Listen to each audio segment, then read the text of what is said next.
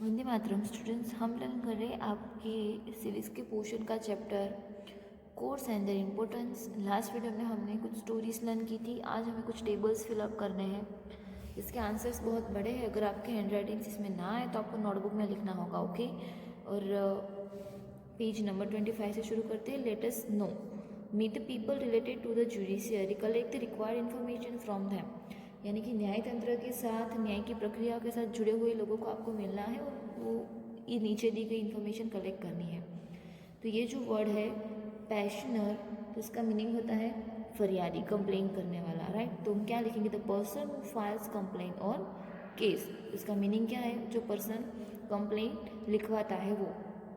उसके बाद है जज, the person who imparts justice after hearing the arguments of the lawyers of the petitioners and the accused or defendant। Okay, जज किसको बोलते हैं? कि जो फरियादी के क्वेश्चंस सुनने के बाद, उसके बाद उसके अगेंस्ट पार्टी के क्वेश्चन सुनने के बाद जो न्याय देता है वो। उसके बाद है लॉयर, लॉयर यानी कि वकील, an individual who has secured sanad from the Bar Council and has knowledge of the laws to practise law. यानी कि जो पर्टिकुलर पर्सन को सिक्योर करने के लिए उसके और में जो स्टैंड लेता है, जो खड़ा रहता है वो, और जिसको ये सारे न्याय की प्रक्रिया के बारे में, कायदा कानून के बारे में जिसके पास नॉलेज होता है वो। उसके बाद है सिविल केस यानी कि दीवानी दावे। Okay, disputes related with land, house, property and financial transaction, इन सब के रिलेटेड जो केसेस होते हैं उसको सिविल केस बोलते हैं। उसके बाद है criminal case, case of theft, robbery, forgery, murder, causing physical harm and fighting in public place. ये जो सारे हैं वो क्रिमिनल केस। उसके बाद है arrest, taking the physical possession of the accused person by the police. Police जिसको जो कोई भी पर्सन होता है, गुनहगार होता है, उसको अरेस्ट करता है वो।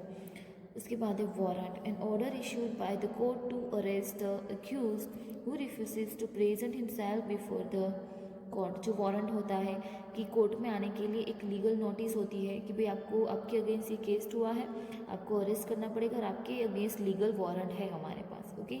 उसके बाद है appeal, petition filed before the higher court when the judgement of the lower court is not accepted. Appeal, appeal यानी कि जो फरियादी की बात कोई सुनता नहीं है तो वकील जो अपील रखता है वो, कि भाई मेरे जो क्लाइंट है उसकी बात सुनी जाए।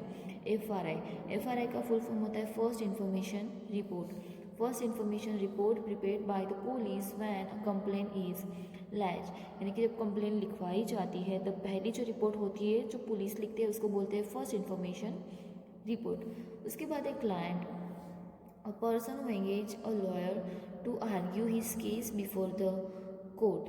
अभी क्लाइंट जो यानी कि जो पर्सन होता है जो कोर्ट के साथ, लॉयर के साथ रिलेटेड होता है और उसको कोर्ट में हाजिर होना होता है। उसके बाद से विटनेस, विटनेस यानी कि विटनेस बॉक्स होता है जो कि कोर्ट में होता है। A person who presents evidence before the court in support of the petitioners और द डिफेंडेंट। यानी कि जो फरियादी होता है और जो गुनहगार होता है या तो फिर जो निर्दोष होता है, दो पार्टीज़ होती है, तो उसका जो विटनेस यानी कि उसका जो जो घटना हुई है उसके साथ जो मौजूद पर्सन होता है ना, जो गवाह जिसको बोलते हैं, ओके। सपोज़ आपके साथ कुछ हुआ है और मैंने वो देखा है तो मैं उस आपकी जो घटना है उसकी गवाह बनी, उसका एक प्रूफ बनी, एक उसका एक विटनेस बनी, और मैं आके कोर्ट में जो प्रूफ दे सकती हूँ कि हाँ मैंने अपनी आंखों से देखा था, ऐसा ऐसा हुआ था, जो सबूत के साथ मेरे पास होता है वो।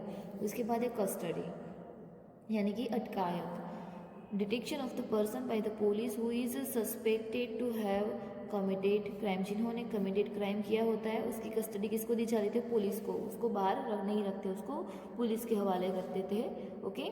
तो ये हुए उसके वर्ड्स एंड मीनिंग। अभी next detail of criminals and crime, where to a file case and what to do. यानी कि जो क्राइम हुआ है तो उसका केस हमें कहाँ पे लिखना है, ओके। थेफ्ट एट होम, घर में चोरी हुई है, डिस्ट्रिक्ट सेशन कोर्ट में। उसके बाद lease complain at the nearest police station in your locality.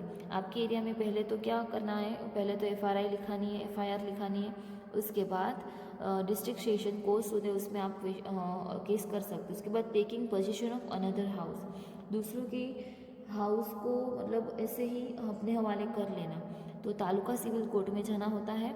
उसके बाद लीजिए कंप्लेंट सेम कॉपी कि भाई नियर एरिया में जो पुलिस स्टेशन होता है वहाँ पे रिपोर्ट लिखवानी। उसके बाद है एब्सकॉन्डिंग थेफ्ट, यानी कि जो चोर होते हैं वो लूटफाट करके भाग गए होते हैं, तो वहाँ पे डिस्ट्रिक्ट सेशन कोर्ट इसमें भी एज अबो ऊपर की तरह आपको यहाँ पे लिखना है। उसके बाद है if one does not get justice from the taluka court, taluka court से जस्टिस नहीं मिला है तो क्या करना है, file an appeal with the district civil court against the decision of the taluka court. Taluka court ने जो न्याय दिया है उसके अगेंस्ट में डिस्ट्रिक्ट कोर्ट में आपको केस करना है, उस और केस लेके जाना है। Engage a district lawyer to file an appeal with the district civil court, district civil court में रिलेटेड वहाँ पे जो लॉयर होते हैं डिस्ट्रिक्ट का, उसकी वहाँ पे आपको केस लिखवाना है और उस वकील को आपको हायर करना है।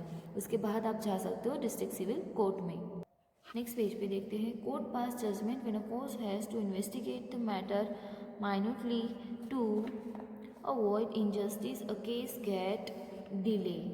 अभी क्या होता है कि कोर्ट का काम होता है कि न्याय देना। अभी न्याय देने के काम में एक बार कोर्ट में सब इकट्ठा होते हैं तो तुरंत नहीं हो जाता है, तो उसको डिले भी करते हैं, नेक्स्ट डेट देते हैं। आपने सुना होगा तारीख पे तारीख ऐसा नई तारीख देते हैं कि इस दिन फिर से इस केस को लेके एक कोर्ट फिर से बैठेगी, तब तक कोर्ट अपने हिसाब से उसके ऊपर प्रोसेस करती है और सामने जो निर्दोष व्यक्ति होता है अपने हिसाब से अपने फेवर में जो सबूत होता है वो ढूंढता है कि भाई मैं किस तरीके से बच पाता हूँ। उसके बाद reduced workload of the high court, Lok Adalat have been put into practice, Lok Adalat find solution for reconciliation, यानी कि अदालत के ऊपर जो भारण है उसको घटाने के लिए लोक अदालत भी काम करती है। और लोक अदालत क्या करती है कि लोगों का ऐसे ही समाधान करवा के ऐसे ही लोगों को न्याय दे देती है।